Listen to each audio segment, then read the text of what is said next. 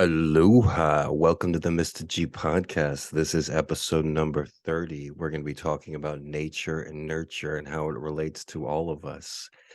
Broadcasting to you from the outskirts of Chinatown in Honolulu, Hawaii. It's about a quarter after 7 a.m. It's already a sizzling 78 degrees here in my city, Honolulu, Hawaii. Aloha Friday to everybody. Like I said, today's episode is nature versus nurture, and it's a topic that hits home to me. Many sociology studies and psychological studies have been done with twins in examining and studying nature versus nurture. And the reason they do this is because you can do this with fraternal twins and identical twins. Identical twins are very rare where they're the only two humans that can share the same DNA. So if you have an identical twin, they have the exact same genes as you do, whereas fraternal twins only share 50% of their DNA. They're essentially like siblings. Now, personally, I have a twin brother, a fraternal twin brother. I'm 2 minutes older than him. But also my sisters who are 4 years older than me, my twin brother, are also twins. So our mother had two sets of twins. Now, if you read the first page of my book, I tell you the odds of a woman having two sets of twins is 1 in 700,000. Our mother also had schizophrenia. I don't know what the odds of a woman having two sets of twins and schizophrenia is, but I'm guessing it's pretty fucking low. All right. So that's about me. But as far as me and my sibling goes, we couldn't be more than night and day. I'm 6 inches taller than him. I'm much more well spoken, and I was better in school than he is. This podcast isn't about how much better I am compared to my twin brother, but it's interesting in analyzing nature and nurture. A lot of people will think it's 50%. So who you are as an individual is 50% of how you were raised and 50% of the genes that you were born with. But that's not the case, and it's different for everybody. But what's significant about me and my twin brother is our personalities are just so different and extremes, and yet we still have similar mannerisms as well. So I have a lot of empathy in my life. I wake up every day and I feed street cats, and I've been doing that every day for 4 years. Now, my brother, he might have fake empathy, but he's more a sociopath where he sometimes lacks empathy. And I noticed that at a very early age. When our father received custody, when we were about 4 or 5 years old, he received custody of both sets of twins because, like I said, our mother had schizophrenia.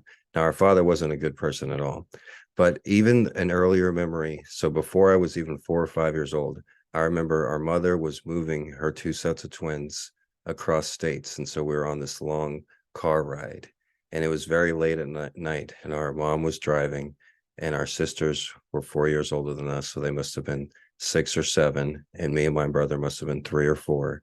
And they were letting me sit in the front seat because I was being so well behaved compared to my twin brother. And my twin brother Michael was just on the floorboard of the back seat of the car, just crying and yelling. And my sisters were telling him to shut up, and I was turned around from the front seat, telling him to shut up. And one of my sisters was hitting him with a newspaper, saying, shut up, just be quiet. And another one was doing something I forgot, and then I started spitting on him, my twin brother. I'm like, shut up, shut up, you know. And then my mom's like, no, no, no, don't spit on him. But Michael, please be quiet, please be quiet. And I remember when I spit on him, he looked up at me like, and he stopped crying for a second. He's like, I thought you're on my side. And then he's like, start going again. But then also, I remember when we're like around that age, 4 or 5, he had a pair of overalls, and he just would not take off these overalls. And he was just obsessed with these overalls, and he had a blanket that he just would not take a blanket. But then as we got into adolescence, he did some things that are very questionable that I would never do as a teenager or an adult. And I ratted him out a few occasions.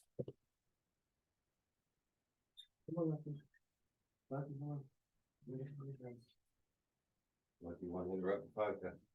So there's a huge difference between me and my brother. And like I said, it was noticeable from a very early age.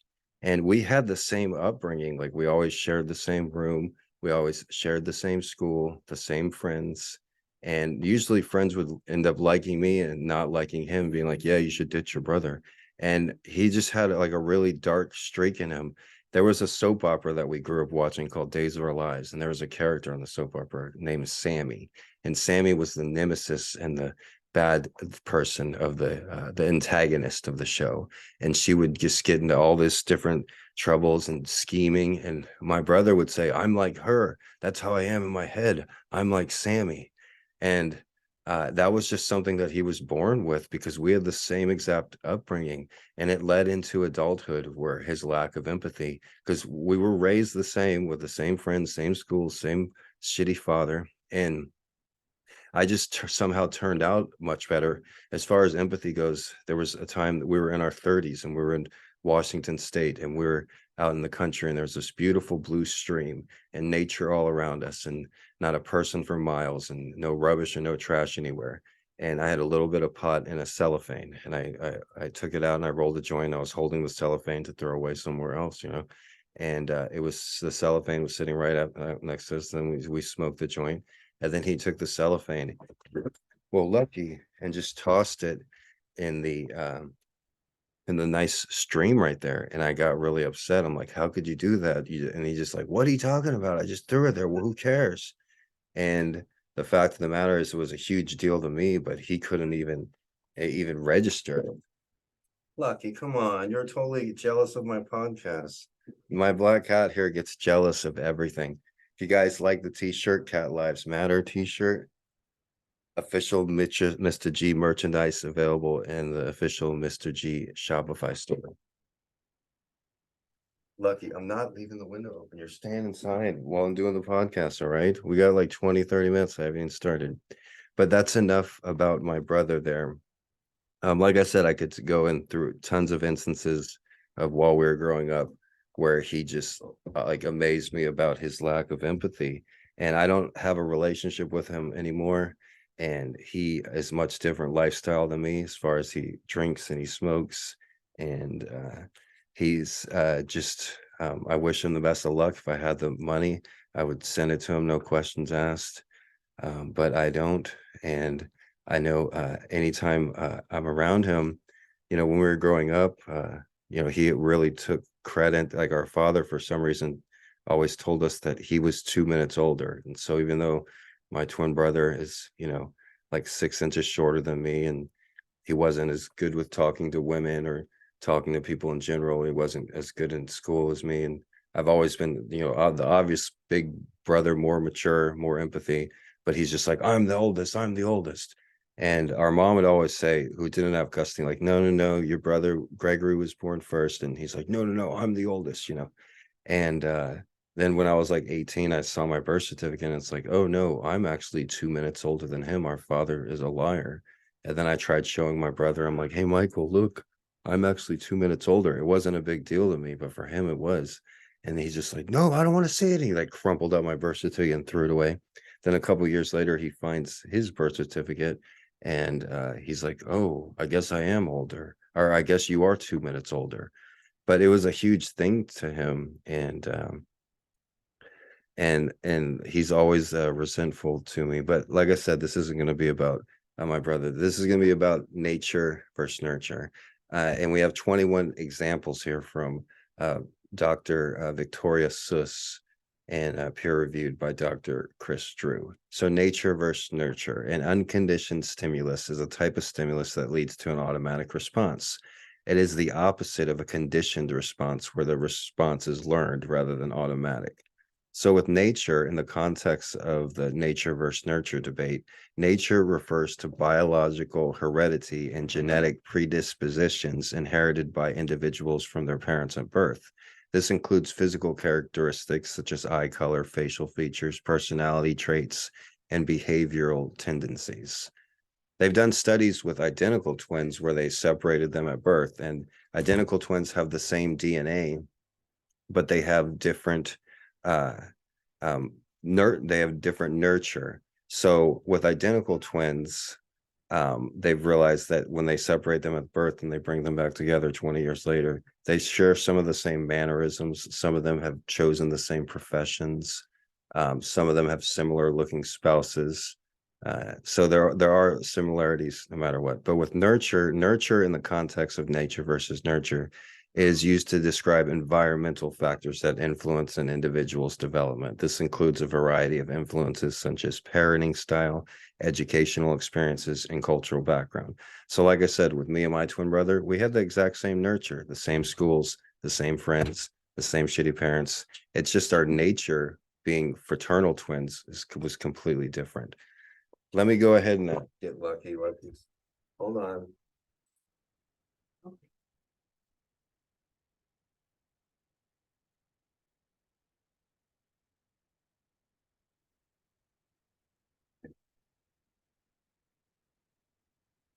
So the nature versus nurture debate is a long-standing argument whether hereditary nature or environment nurture plays a bigger role.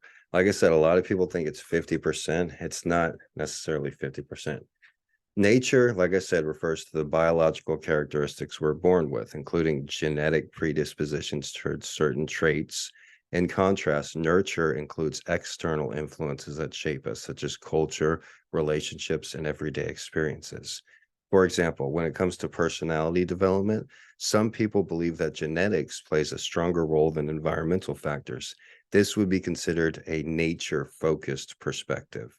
Others may view the environment as more important. In this case, a nurturing upbringing could help individuals develop their personalities. And like I said, in my own experience, that what my twin brother was born with has a stronger role on his personality development. So I would be more in the nature focused perspective compared to the nurture perspective. But both sides have valid arguments for their respective positions in this debate. In the context of nature versus nurture debate, nature refers to biological, hereditary, and general genetic predispositions inherited by individuals from birth. So some research implies that roughly 50% of an individual's personality and dispositions are predetermined by genetics. Like I said, I don't believe that. I think it's more than that. However, Kruger and colleagues in 2008 state that interplay between gene environment interactions has consequential effect on one's character traits. Hence, the hereditability of personality isn't always precisely 50%. So nature is the hereditary and genetic characteristics predetermined at birth and what influences a person's behavior. The nurture perspective, nurture in the context of nature versus nurture, is used to describe environmental factors that influence an individual's development. So as far as the case is me and my brother, nature had a more stronger impact than nurture did on his personality. So with nurture may naturally invoke ideas of childhood and parental care. Environmental components and life experience can shape human mental, emotional, and physical health throughout their lives. For example, lifestyle choice have been found to impact a person's risk for developing certain diseases and their level of immunity against illness. You know, an individual that chooses to smoke or to drink alcohol, like I said, that's my brother does that. I don't do that, and that's his choice. Furthermore, addiction suspectedly can be impacted by environmental factors such as peer group that has been observed throughout an individual's life. Simply, nurture is an umbrella term for any environmental influences that shape the development of a person's mental, physical, and emotional health. Examples of nature versus nurture. So the most common nature examples, eye color. A person's eye color is determined by their genetic makeup and is inherited from their parents. Height.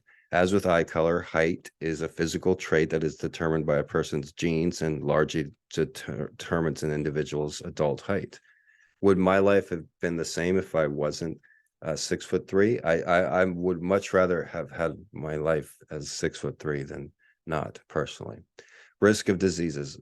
A person's risk for developing certain diseases can be partially attributed to their genetic predisposition for that illness and influenced by lifestyle factors and personal environment. Immune system functionality.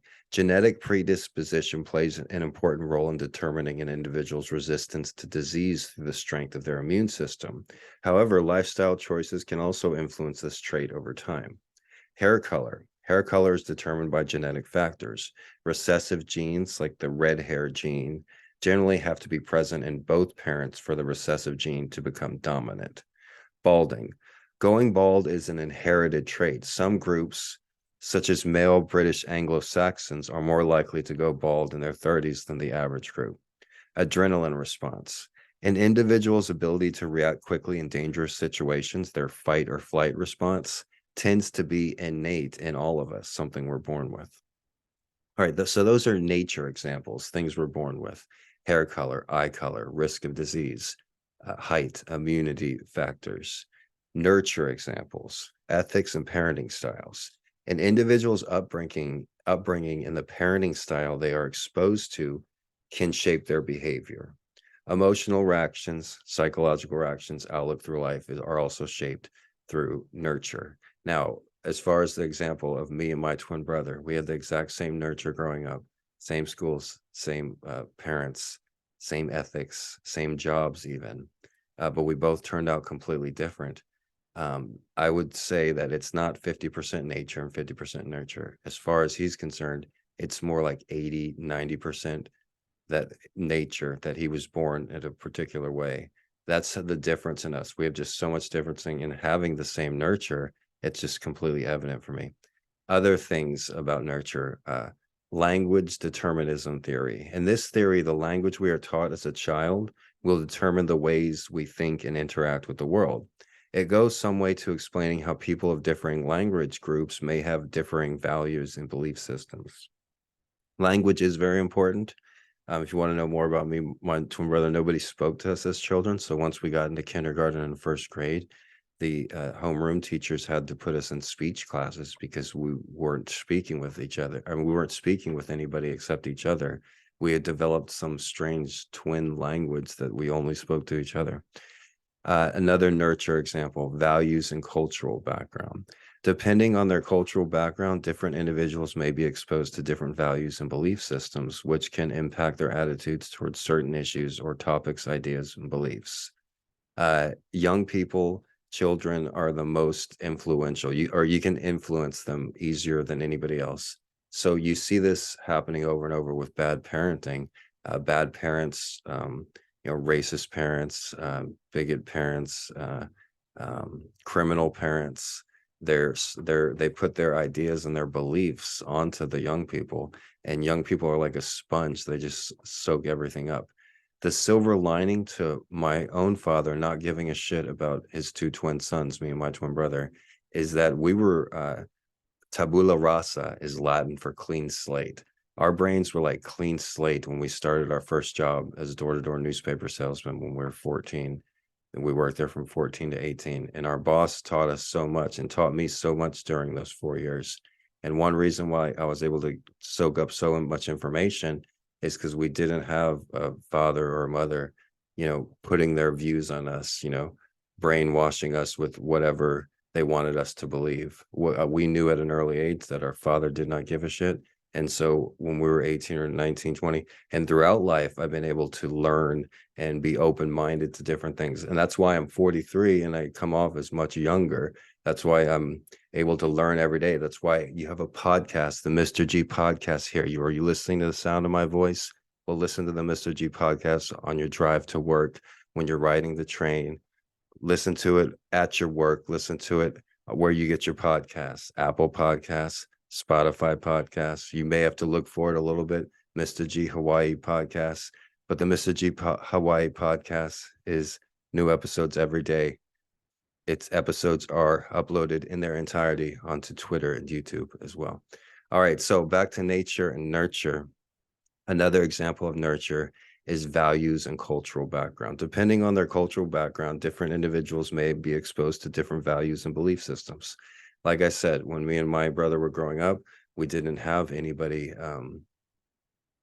putting their values on us. And so into our 20s, you still have, but most people, your brain doesn't fully develop until you're about 25. So, and they've studied about music that people listen to. You can have a wide variety of music tastes like I do. But once you reach a certain age, like 25, 26 for most people, you will not Be open-minded to any other music. You won't just all of a sudden start listening to country music if you haven't ever listened to country before age 25. You all of a sudden won't start listening to rap music if you never listened to it before the age 25.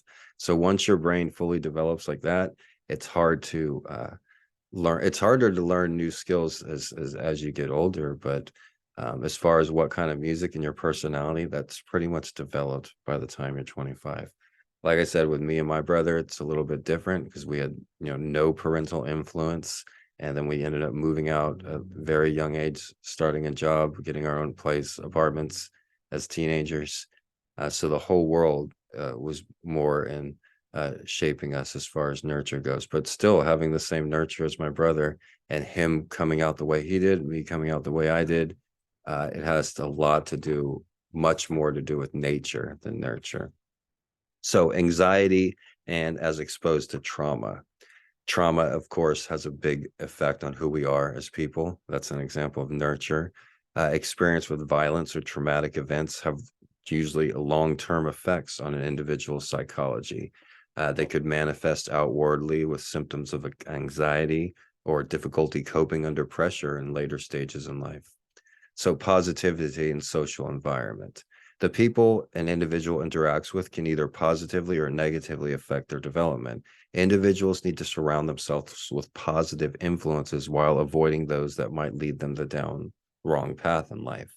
So whatever social environment you are at a young person, especially at the age of 12 to 20, also has a long-term effect on who you are. Relationships and experience and a sense of security. Positive relationships throughout a person's life will tend to improve outlook and well-being. In contrast, unhealthy relationships could lead to long-term psychological damage that might need professional help before it can be addressed. That's even more true as a child. If a child does not have a sense of security, it tends to have a long-term effect on that individual's personality. And a child not having a sense of security is a direct effect of nurture. So nurture and nature examples. So personality traits. The role of genetics, nature, in determining personality traits such as extroversion or conscientiousness is balanced against the influence of upbringing and life experience, nurture. Aggression.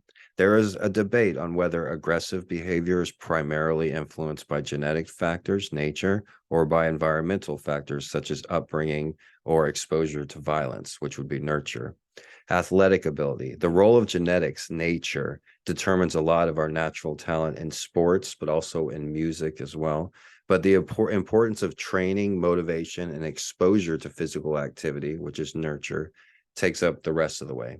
Musical ability affected by genetic predisposition, nature, but also environmental factors such as exposure to music as a young age, education, and practice. Practice would be nurture. So musical talent, this is where you could maybe say 50-50. Musical talent, 50% of it is nature. Were your parents musicians? Are your parents good musicians? Same can be said with athletes. Are your parents athletes? Well, also you need to be exposed to sports at a young age, or as far as music, you need to be exposed to music at a young age. But then you also need education, and then you need practice, which is direct nurture. However, with that being said, there is even higher statistics on if your parents went to college, there's a pretty much 80 to 90% chance that you will also go to college. At least that was true for the last 100 years. It might change now. And likewise, if your parents didn't go to college, there's an 80-90% that you won't also go to college. So don't kill the messenger there. All right, attachment styles. It is debatable whether a person's attachment style, secure, anxious, or avoidant, is impacted by genetics, nature, versus the impact of early childhood experiences or caregiver relationships. I'd say nurture. This I can say it's a debatable whether attachment, whether somebody is secure, anxious, or avoidant, is nature or nurture. But I can say as far as growing up with my brother and the attachment issues that he had, it's definitely genetics, nature. All right. Next up, empathy and emotional intelligence. This is where me and my brother differ completely. The capacity for empathy and emotional intelligence is debatably determined by both genetics and the result of upbringing. See, like I said, me and my brother had the same upbringing, so I disagree with this instructor here. That I'd say it's much more nature as far as being able to have empathy and emotional intelligence. Because where my fraternal twin brother lacks is in emotional intelligence, despite me and him having the same exact nurture. All right, next up, spiritual beliefs. Theological determinism holds that God has pre-selected his chosen people who will be true believers, nature, while others think that belief in God is a choice and we must raise our children to maintain a belief in God. That would be nurture.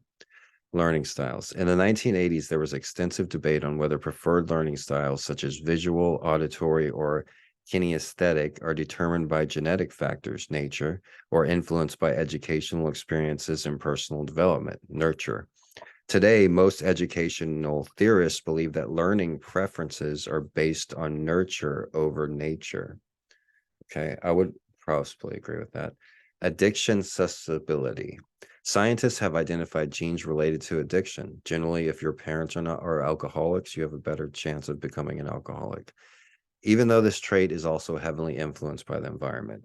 As far as personally, both my mother didn't drink alcohol, didn't like alcohol, and my father as well didn't drink alcohol, didn't have a problem with alcohol, and didn't like alcohol.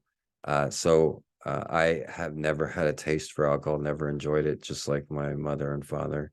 Like I said, my twin brother, though, he seems to drink. And as far as Ducci and Goldman, this doctor that wrote this, um, they have said that it's more heavily influenced by the environment as well. So they actually agree that it is nature, but it can be influenced by the environment. So me and my brother, you know, uh, had the same nurture, but for some reason he chose to drink alcohol, and I chose against it. He enjoyed alcohol when we were growing up, and I did not. I couldn't even chug a beer without throwing up, and he would drink alcohol every day like nothing.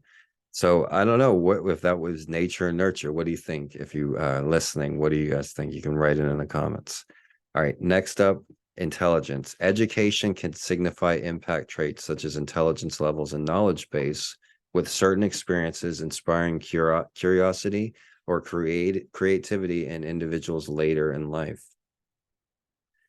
The debate surrounding the extent to which human development is influenced by nature, hereditary, or nurture, environmental factors, have been around since ancient times. For example, Plato, the renowned Greek philosopher, argued that beneficial traits in humans were attributed to both nature and nurture. He believed people could adapt to external occurrences throughout their lifetime. However, his mentor, Socrates, aka Socrates, leaned more towards genetics as the primary factor of human development, a notion known as nativism, which was coined by both philosophers together. In the late 1800s, Charles Darwin's theory of evolution and Sir Francis Galton's article, Hereditary Talent and Character, sparked a resurgence in its interest in the topic. So Galton in 1865 suggested hereditary influences to be at least as important as the environment when determining an individual's outcome in life. The debate continued through subsequent decades, with psychologist John B. Watson's revolutionary suggestion that environment, what he called nurture, was more important than hereditary factors or biology. In recent years, researchers have realized that both internal genetic and external environmental factors play a role in how individuals develop physically and psychologically. As such, most experts now subscribe to an approach that looks at both genetic inheritance and environmental influence work together throughout life to shape each person's unique character traits and behaviors. Everybody's included in 2023. The role of epigenetics in the nature versus nurture. Epigenetics is the study of changes in gene expression caused by environmental factors such as diet and exposure to toxins without altering the underlying sequence of DNA. It is an emerging field of research that has been gaining prominence in recent years as scientists try to uncover how and to what extent the environment can shape genetic expression. Epigenetic influences are now considered a significant factor in the nature versus nurture debate, particularly in how individuals develop physically and psychologically throughout their life.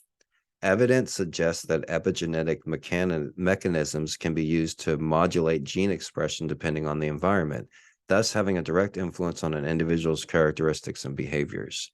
This means that while both genetics and environment may play a role in determining an individual's outcome in life, epigenetics provides an additional layer of complexity by allowing environmental factors to interact with gene expression.